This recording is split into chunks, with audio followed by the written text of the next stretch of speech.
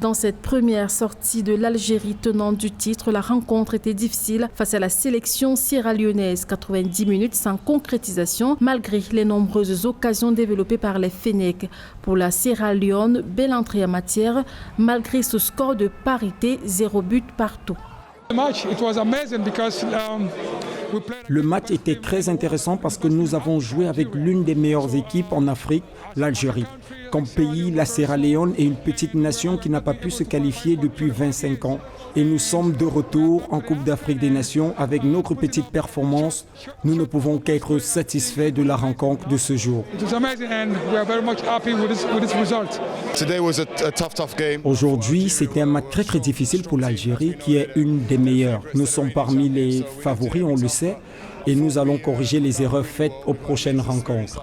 Déjà, un bravo pour notre gardien de but qui était extraordinaire. Nous avons eu un point ce jour, mais nous devons travailler cela. Logé dans la poule E et malgré son score nul face à la Sierra Leone, l'Algérie continue ainsi son impressionnante série d'invincibilité.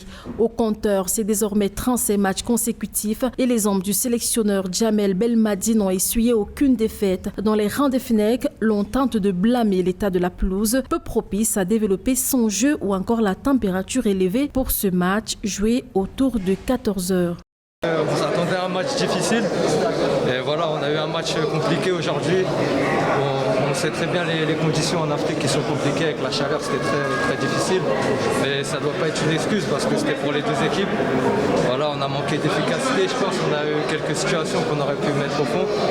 Et voilà, maintenant le match il est terminé, il faut se concentrer directement sur les matchs qui arrivent et que tout le monde, moi le premier et toute l'équipe augmente le niveau de jeu. Dans la poule E, les champions d'Afrique en titre viennent donc de laisser filer 2 points contre son adversaire, la Sierra Leone, qui, elle, disputait sa 3e Coupe d'Afrique des Nations après celle de 1996. Les Fennecs sont donc déjà sous pression pour leur 2e match face à la Guinée équatoriale le 16 janvier prochain et le choc final de cette phase de poule contre la Côte d'Ivoire qui conclura le groupe E, ce sera le 20 janvier 2021.